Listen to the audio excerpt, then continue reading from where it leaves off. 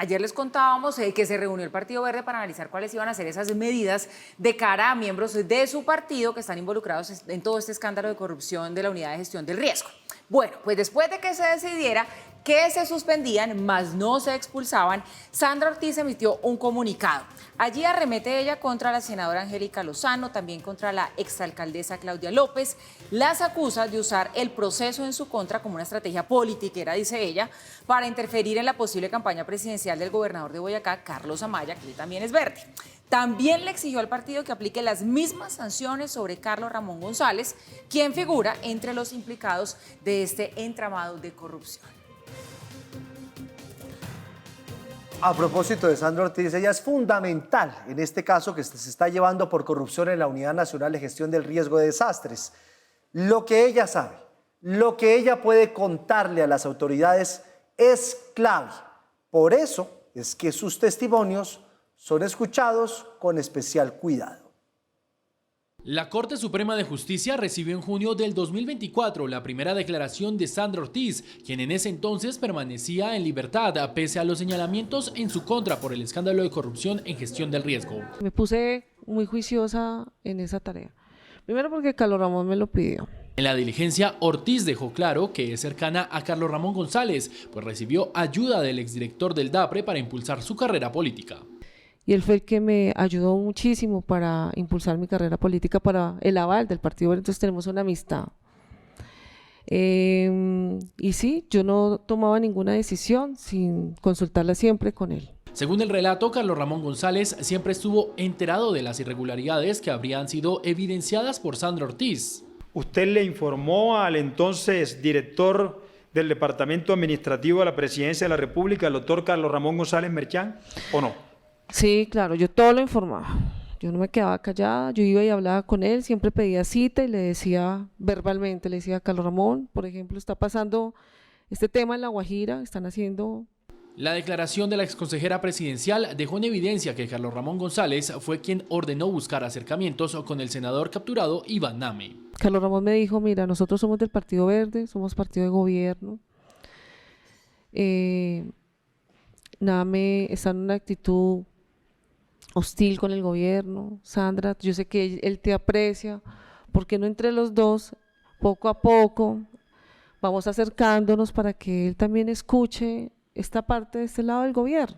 Al parecer ya existía una amistad previa para Sandra Ortiz, Iván Name fue todo un reto. Hicimos esa tarea, me gasté tiempo en desayunos, almuerzos y comidas tratando de hablar con él, nunca le he hecho tanto lobby a un hombre, tantas invitaciones, con toda la buena actitud, pero no fue fácil. Pese a que esta sería parte de la información que la exfuncionaria habría entregado también a la Fiscalía, la delegada del caso desestimó las pruebas aportadas por Sandra Ortiz. Nosotros no tenemos en este momento ninguna información que nos permita decir que se puede sustentar una imputación o una eventual condena, sino que simplemente pues, son hechos circunstanciales que no tienen corroboración. En las últimas semanas, la exconsejera presidencial para las regiones buscó acercarse a la Corte Suprema para entregar información a cambio de beneficios judiciales. Sin embargo, aún no ha recibido respuesta de la solicitud que habría hecho ante varios despachos de la Sala de Instrucción. Bueno, esta historia sigue, Paula, además porque se vienen nuevas imputaciones, dice la Fiscalía, ¿no? Ya se anunciaron 8 más, estamos hablando, de funcionarios, de contratistas, entre estos funcionarios, pues uno de los nombres más destacados es de quien fuera el director de Función Pública, estamos hablando de César Manrique. Y también en las últimas horas se conocieron los argumentos del salvamento parcial de voto de la magistrada Cristina Lombana, cuando la Corte, pues la semana pasada, ya tomó esa decisión de dictar orden de captura contra Andrés Calle y contra Iván Name.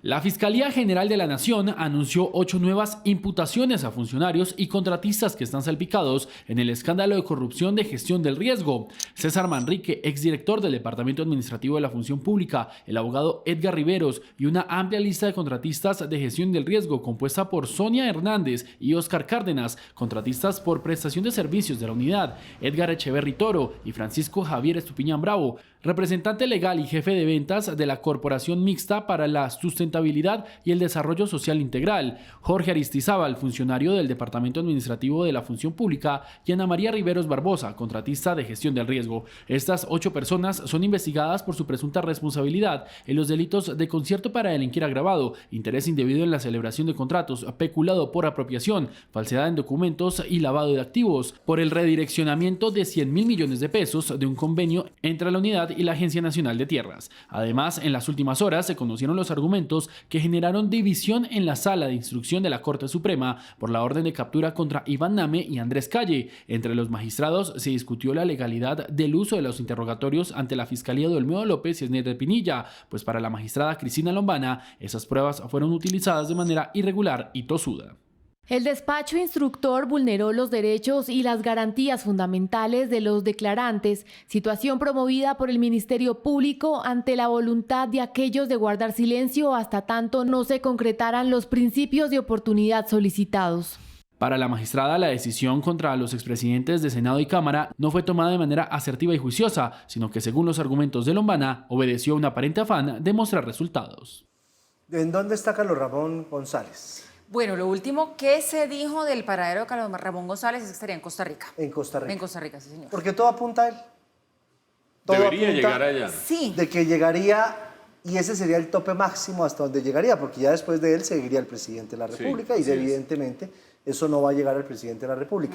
Pero todo apunta que poco a poco el proceso como que se estaría acercando a él. Pues Pues eso es lo que uno puede deducir de lo que dice Sandra Ortiz. No, de acuerdo, es un hombre que empieza a tomar cada vez más protagonismo en todo este entramado de corrupción. El cuento con Sandra Ortiz es que ella tiene que aportar pruebas que sean muy contundentes. ¿Por qué? Porque como ella se tardó en querer buscar ese principio de oportunidad y negociar, ¿se acuerda que al principio ella dijo, yo no tengo nada que ver, esto es una persecución, yo nunca participé en nada, y después sí ya aceptó las cosas? Lo que ella ha aportado hasta ahora no es información nueva. Ese es el problema. Ella tiene que tener pruebas muy contundentes para que pueda avanzar su caso, bueno, y para que también vengan entonces futuros implicados. Porque lo que uno le escucha en esa declaración de hoy, pues eso, no, que lo invitó a desayunar y a comer para convencerlo, pues eso no es delito. Claro, es que esa fue la primera Ahí no hay declaración nada. que ella entregó.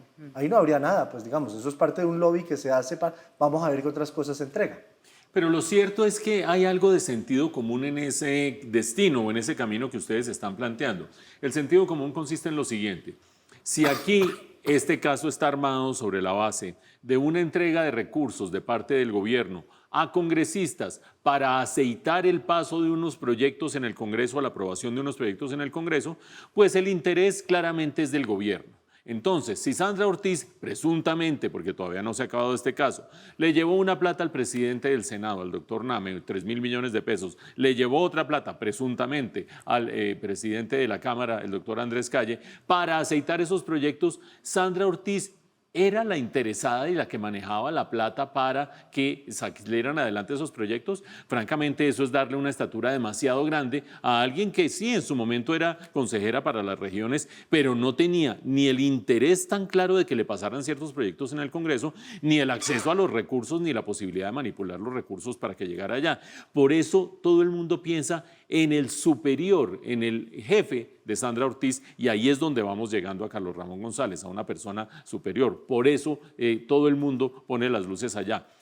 ¿Cuánta agua ha pasado debajo del puente? Desde el momento en que en el año 2009, estamos hablando de hace 15 años más o menos, se creó el Partido Verde. Ustedes se acuerdan, el Partido Verde, creado por Antanas Mockus, imagínense ustedes, una persona que más allá de que si para unas cosas extremo, para otras qué sé yo, era una persona cuya conducta era absolutamente, y ha sido en su vida pública, absolutamente intachable desde el punto de vista de la lucha contra la corrupción. De Lucho Garzón, también cofundador del Partido Verde, que también tendrá sus máses y sus menos, pero también una persona intachable. Y en su momento, cofundador Carlos Ramón González. Vean ustedes lo que va quedando de ese Partido Verde, para no entrar en los detalles de la furrusca interna que hay dentro del Partido Verde, que si los claudistas, que si los no claudistas, que si los que son gobiernistas, que si los que no son gobiernistas. Todo esto lo que muestra es que la plata corrompe, el poder corrompe, y muy pocos son los que se resisten a ese poder corruptor de la plata y del poder. Lamentablemente, ninguno de estos está apareciendo en estas notas.